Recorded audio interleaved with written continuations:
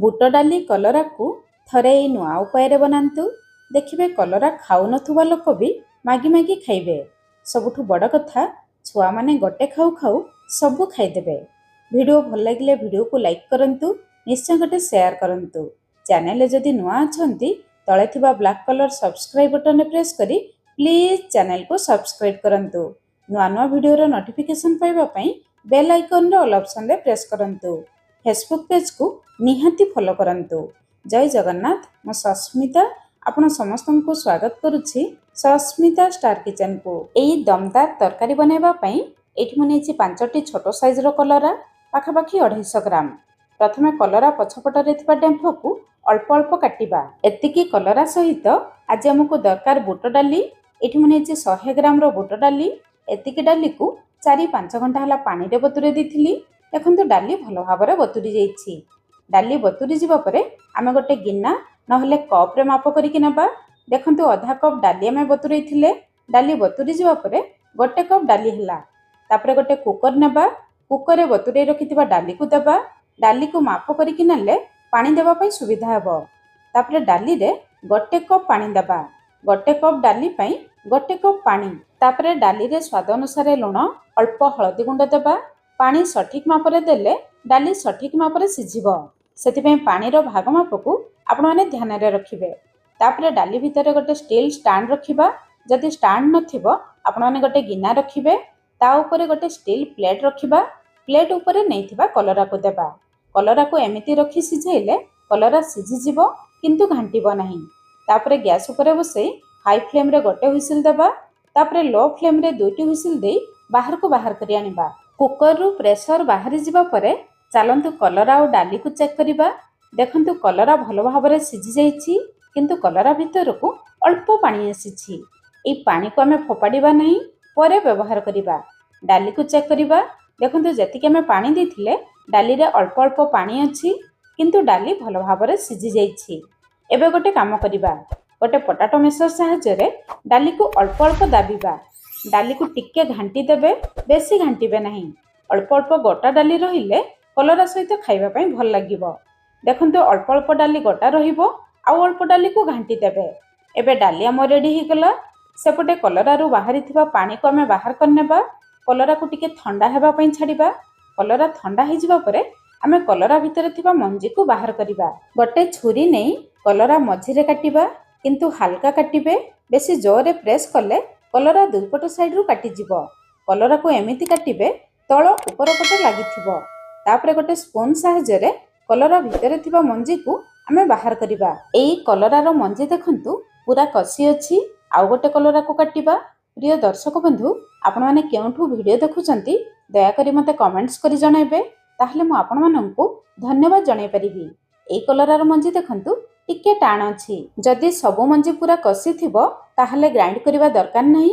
ଏଠି ଅଳ୍ପ ମଞ୍ଜି ଟାଣ ଅଛି, ସେଥିପାଇଁ ଗ୍ରାଇଣ୍ଡର ଜାରରେ ଦେଇ ପଲ୍ସ ମୋଡ୍ରେ ଟିକେ ଖଦଡ଼ କରି ଗ୍ରାଇଣ୍ଡ କରିବା। ବେଶୀ ପେଷ୍ଟ ବନେଇବା ନାହିଁ। ଚାଲନ୍ତୁ ମସଲା ବନେଇବା ଷ୍ଟାର୍ଟ କରିବା। କଢ଼େଇ ଗରମ କରି ଗୋଟେ ଛୋଟ ଚାମଚ ସୋରିଷ ତେଲ ଗରମ କରିବା। ସୋରିଷ ତେଲରେ ବନେଇଲେ ଖାଇବା ପାଇଁ ଭଲ ଲାଗିବ। ତେଲ ଗରମ ହେଇଯିବା ପରେ ଅଧା ଛୋଟ ଚାମଚ ଜିରା ଦେବା। ଜିରା ତେଲରେ ଫୁଟିଯିବା ପରେ ଗୋଟେ ମିଡ଼ିୟମ୍ ସାଇଜ୍ର ପିଆଜ ଦେବା। ପିଆଜକୁ ହାଲକା ଭାଜିବା। ପିଆଜ ସହିତ ଗୋଟେ କଞ୍ଚା ଲଙ୍କା ଦେବା। ଯଦି ଛୋଟ ଛୁଆ ଖାଇପାରୁନଥିବେ କଞ୍ଚା ଲଙ୍କାକୁ ସ୍କିପ୍ କରିବେ, କିନ୍ତୁ ଅଳ୍ପ କଞ୍ଚା ଲଙ୍କା ଦେଲେ ଖାଇବା ପାଇଁ ଭଲ ଲାଗିବ। ତାପରେ କେବଳ 1ରୁ 2 ମିନିଟ୍ ପର୍ଯ୍ୟନ୍ତ ପିଆଜର କଞ୍ଚା ବାସ୍ନା ଯିବା ପର୍ଯ୍ୟନ୍ତ ହାଲକା ଭାଜିବା। ପିଆଜକୁ ବେଶୀ ପୋଡ଼ିବେ ନାହିଁ। ତାପରେ ଗୋଟେ ବଡ଼ ଚାମଚ ଅଦା ରସୁଣ ଛେଚା ଦେବା। ଅଦା ରସୁଣ ପେଷ୍ଟ ଅପେକ୍ଷା ଛେଚା ଦେବେ, ବହୁତ ବଢ଼ିଆ ବାସ୍ନା ଆସିବ। 1ରୁ 2 ମିନିଟ୍ ପର୍ଯ୍ୟନ୍ତ ସେମିତି ଅଦା ରସୁଣ ମସଲାକୁ ଆମେ ହାଲକା କଷିବା, ବେଶୀ ପୋଡ଼ିବା ନାହିଁ। ଅଦା ରସୁଣ ହାଲକା କଷିଯିବା ପରେ ବାଟି ନେଇଥିବା କଲରା ମଞ୍ଜିକୁ ଦେବା। ତାପରେ ଲୋ ଟୁ ମିଡ଼ିୟମ୍ ଫ୍ଲେମ୍ରେ ଆଉ 1ରୁ 2 ମିନିଟ୍ ପର୍ଯ୍ୟନ୍ତ କଲରା ମଞ୍ଜିକୁ ଭାଜିବା, ଯାହାଦ୍ୱାରା କଲରା ମଞ୍ଜି ଭାଜିଯିବ, ଖାଇବା ପାଇଁ ଭଲ ଲାଗିବ। କଲରା ମଞ୍ଜି ଭାଜିଯିବା ପରେ ଗୋଟେ ମିଡ଼ିୟମ୍ ସାଇଜ୍ର ଟମାଟୋ ଦେବା। ମସଲା ସହିତ ଟିକେ ଗୋଳେଇ ନେବା। ଏବେ ମସଲାରେ କେବଳ ମସଲା ପାଇଁ ଲୁଣ ଦେବା। ବୁଟ ଡାଲି ପାଇଁ ଲୁଣ ଦେଇଥିଲେ। ଅଳ୍ପ ହଳଦୀ ଗୁଣ୍ଡ, ଅଧା ଛୋଟ ଚାମଚ ରାଗ ଲଙ୍କା ଗୁଣ୍ଡ, ଅଧା ଛୋଟ ଚାମଚ ଜିରା ଗୁଣ୍ଡ, ଅଧା ଛୋଟ ଚାମଚ ଧନିଆ ଗୁଣ୍ଡ, ଅଧା ଛୋଟ ଚାମଚ ଗରମ ମସଲା ଗୁଣ୍ଡ ଦେବା। ସବୁ ଗୁଣ୍ଡ ମସଲାକୁ ଗୋଳେଇ ନେବା। ଏବେ ଦେଖନ୍ତୁ ମସଲା ଆମର ଶୁଖିଲା ଲାଗୁଛି।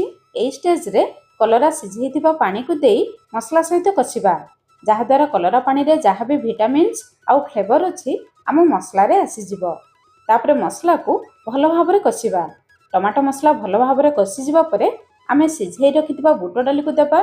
ତାପରେ ହାଇ ଫ୍ଲେମ୍ରେ ବୁଟ ଡାଲିକୁ ମସଲା ସହିତ କଷିବା। ହାଇ ଫ୍ଲେମ୍ରେ କଷିଲେ ବୁଟ ଡାଲିରେ ଯେତିକି ପାଣି ଅଛି ସେ ପାଣି ବହୁ ଜଲ୍ଦି ଶୁଖିଯିବ, ମସଲା ଜଲ୍ଦି ଶୁଖିଲା ହେଇଯିବ। ମସଲାକୁ ଶୁଖିଲା ବନେଇଲେ କଲରା ଭିତରେ ପୁର ଦେବା ପାଇଁ ସୁବିଧା ହେବ। 4-5 ମିନିଟ୍ ପରେ ଏଠି ଦେଖନ୍ତୁ ମସଲା ଆମର ଶୁଖିଲା ହେଇ ଆସିଲାଣି, ଆଉ ଜମା ବି ପାଣି ନାହିଁ। ଶେଷରେ ମସଲାରେ ଭଲ ବାସ୍ନା ପାଇଁ ବେଶ କିଛି ଧନିଆ ପତ୍ର ଦେବା। ଅଧା ଛୋଟ ଚାମଚ ଚାଟ ମସଲା ନହେଲେ ଆମଚୁର ପାଉଡର ଦେବେ। ମସଲା ଟିକେ ଚଟପଟା ଲାଗିବ, ଖାଇବା ପାଇଁ ଭଲ ଲାଗିବ।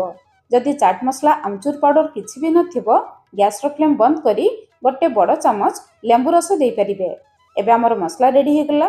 ବାହାରକୁ ଆଣି ପୁରା ଥଣ୍ଡା ହେବା ପାଇଁ ଛାଡ଼ିବା। ମସଲା ଥଣ୍ଡା ହେଇଯିବା ପରେ ଏଠି ଦେଖନ୍ତୁ ପୁରା ଝୁରଝୁରା ହେଇଯାଇଛି, କିନ୍ତୁ ମସଲାରୁ ଅଳ୍ପ ଆଣି ହାତରେ ଗୋଲ ବନେଇଲେ ଦେଖନ୍ତୁ ଗୋଲ ହେଇଯାଉଛି।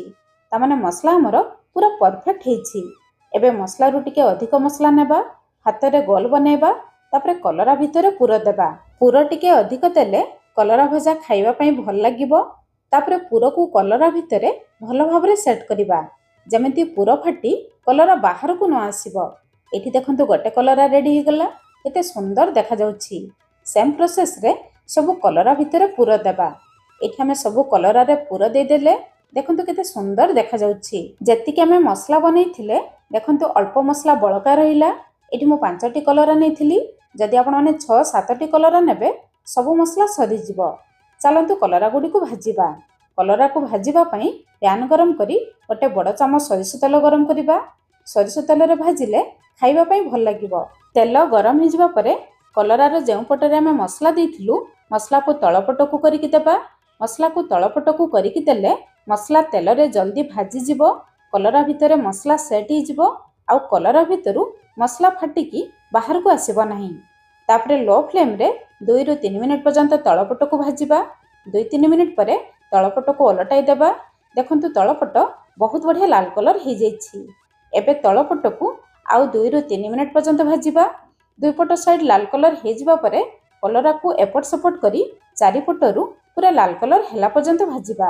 ଲୋ ଫ୍ଲେମ୍ରେ ଭାଜିଲେ କଲରାର ଉପର ଅଂଶ ପୁରା ଲାଲ କଲର ହେଇଯିବ, ଆଉ ଭିତରେ ଯେଉଁ ବୁଟ ଡାଲି ମସଲା ଦେଇଛୁ ସେ ମସଲା ବି ବହୁତ ବଢ଼ିଆ ଭାଜିଯିବ। କଲରା ଖାଇବା ପାଇଁ ଭଲ ଲାଗିବ। ଏବେ ଦେଖନ୍ତୁ କଲରା ପୁରା ଲାଲ କଲର ହେଇଗଲାଣି। ଏବେ ଆମେ ବାହାରକୁ ବାହାର କରି ଆଣିବା। ଦେଖନ୍ତୁ କଲରା ଭିତରୁ ପୁର ଫାଟି ଜମା ବାହାରକୁ ବାହାରି ନାହିଁ। ଏବେ ଆମ ରେଡି ହେଇଗଲା ସୁଆଦିଆ ବୁଟ ଡାଲି ପୁର ଦିଆ ଗୋଟା କଲରା ଭଜା। ଆପଣମାନେ ବନାନ୍ତୁ, ଦେଖିବେ ଛୁଆ ଗୋଟେ ଖାଉ ଖାଉ ସବୁ ଖାଇଦେବେ। ଆଉ କେମିତି ଲାଗିଲା ନିହାତି ମୋତେ କମେଣ୍ଟସ୍ କରି ଜଣାଇବେ। ଆଜି ପାଇଁ ରହିଲି, ପୁଣି ଦେଖା ହେବା ନୂଆ ରେସିପିରେ। ଧନ୍ୟବାଦ।